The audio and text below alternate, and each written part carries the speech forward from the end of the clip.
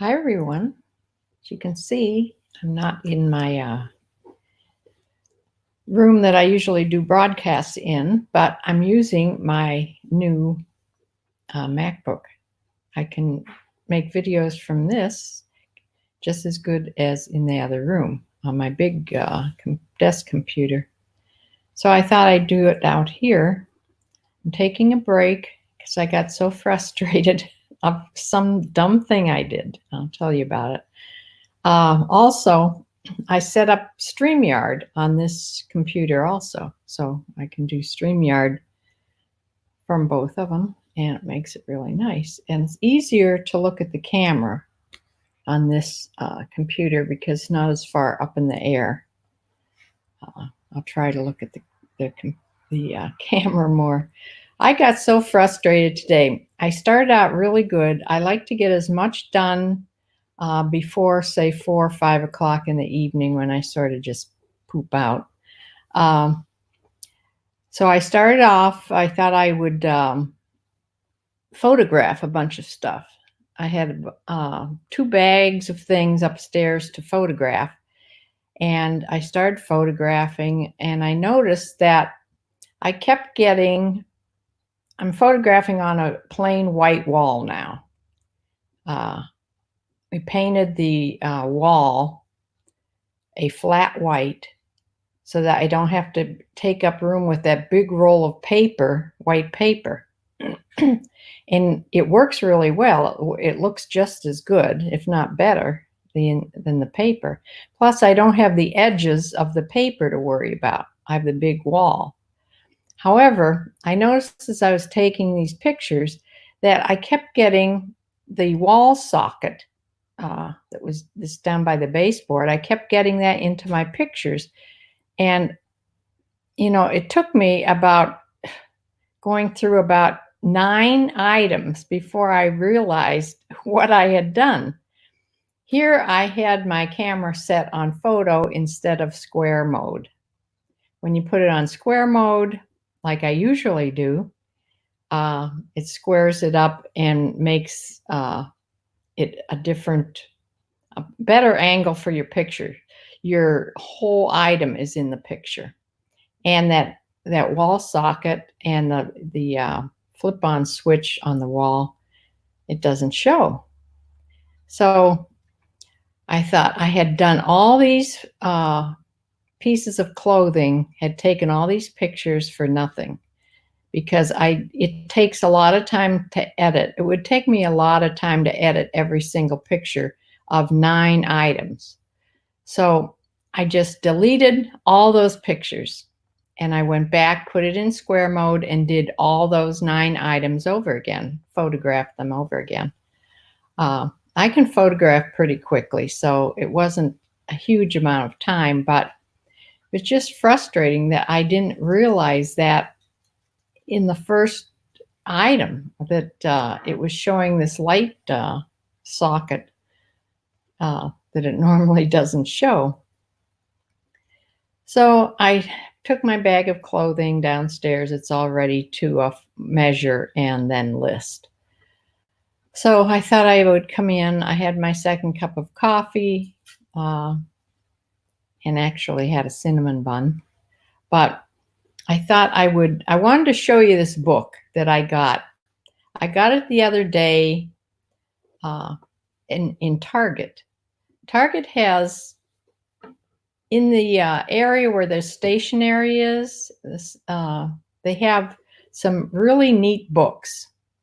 And I've looked at their books before, all different subjects of books, and some really neat things that I haven't seen in other stores. So I saw this book.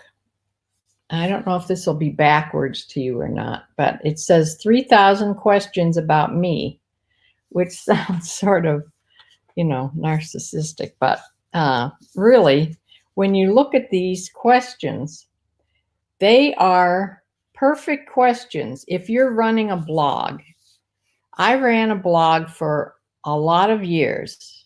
It's called Shirley's World Blog. And you can go on. There's lots. I think I started it back in 2003. I mean, there's a huge amount of content in there. But when you blog a lot, which I did, I blogged 2 or 3 times a week, you sort of run out of things to talk about. So this is the perfect book. You would just have to open it up and point to any question, and you could make a whole blog out of these questions. One of them is, what is the most important thing in your life right now? That's one question. They're not related to each other. Like the next one says, what are you hypocritical about? Down here it says, how often do you self-reflect? And over here it says, do you have a favorite news anchor, and who is it? And down here is, what do you do to cool down when it's hot outside? I mean, there's all kinds of questions. Just every single question you'd ever think about. 3,000 of them. So I think this is a really good book to give you ideas for blogging, or even about vlogging. You know, if you want to make a vlog about something other than, if you don't have a niche on your vlog, if you just talk about this and that, it's a good thing to have. Because I actually bought some books back when I was blogging. Actually bought some books, real books, paperback books from Amazon about 100 things to blog about and whatever. This is 3,000 ideas. So I think it was like $8, this book. I think it's well worth it. So anyway, I got a couple really good tips yesterday and today from, she sells on Poshmark. Her name is Empty Hanger. If you follow her, I follow her. She's a Poshmark seller. She only sells, I think, on Poshmark. And since I'm trying to learn more and do more on Poshmark right now, I need a lot of help. So one of the things she has is, and this is for anything on eBay too, is about editing your photos and getting that crisp white background without having to do a whole lot of lengthy editing. It's an app called PicTapGo. PicTapGo. PicTapGo. And it's a paid one. It's costs like $2. I mean, it's either $1.99 or $2.99. But I got it, and it's well worth it. It's only a few steps to edit your pictures right on your phone after you take your pictures, especially if you use your phone to take your pictures, which I know probably a large percentage of sellers use their phone to photograph with. So you can immediately then edit your pictures to a nice white background. So that was really helpful. Then she had another tip on there about the fastest way. Another one to watch is the fastest way to share on Poshmark. And she gave a tip about that. And what she does is she uses her iPad and a stylus. And she tells about how why it's faster and how she does it. So those two tips just in the last 2 days are really helpful. So you can learn a whole lot on YouTube. Well, you can learn anything on YouTube. But like I said once, I learned to crochet on YouTube. I never knew how to crochet. I knew how to knit, but I learned how to crochet on YouTube. So I just wanted to come on for a minute and tell you about my frustrating morning. But I'm going to go in and start measuring items now and get some to list for this evening. Other than that, my deck is at a standstill. My handyman has been busy, hasn't been out here.